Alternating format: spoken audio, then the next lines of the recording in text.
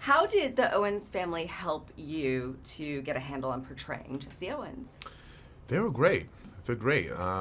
Jesse's daughters are, they've been instrumental in basically the whole filmmaking process, really. And they were great in telling me just about, who their dad was. To them, Jesse Owens is daddy. To the rest of the world, he's this big hero and this big athlete. So it was just interesting to hear from their perspective about, the type of father he was and just the type of man he was in general.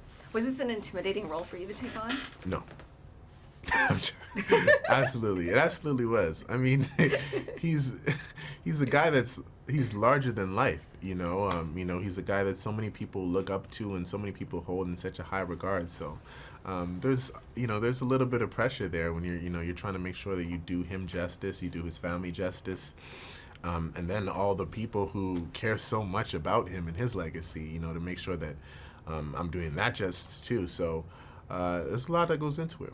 I was just speaking with the director, and he said you were one of the first people that he met with Yeah. to play this role, and he was like, he can't possibly be the guy. He's the first one. Yeah. But you were the guy. Mm-hmm. How did that make you feel?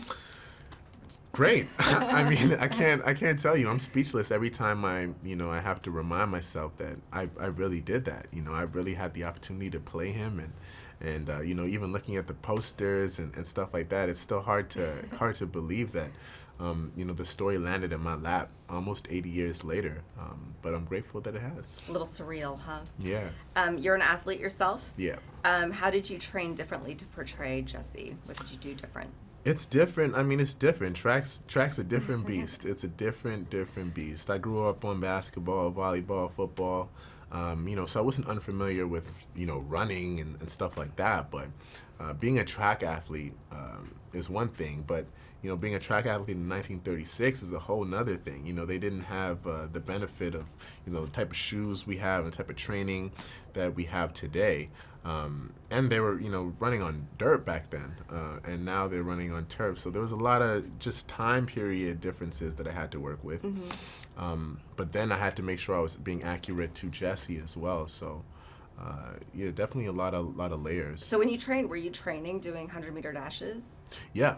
I was definitely training, doing the whole thing. It didn't start, like that right away. A lot of conditioning at first. 2 months beforehand, I was filming in Atlanta, and basically every off day I had, on my other film, I was working on race, training to be Jesse Owens for race. So, started with mostly conditioning and making sure I was able to prep myself to do the 3 months of running that I was going to have to, do. So it was definitely a lot of stuff. But what was your fastest time? I think I did the 100 in just over 12 seconds, if I can remember correctly. Got faster. Yeah. It's amazing how fast your heart beats after that, right? I know, it's crazy. What do you believe that people today can learn from Jesse Owens and what he did? I think that people can feel inspired by Jesse's winnings in 1936. And just the way he lived his life in general. You look at this story and you look at what Jesse was able to accomplish at a time where, it was sort of inconceivable for him to do what he did. And, I don't really think he had any real intention or purpose for why he went over to Berlin, but to go over there and to do what he did and to have the effect on the sport and the world, in which he did is something that's incredible. And it's obviously why we're sitting here today. So I just hope people can feel inspired by it.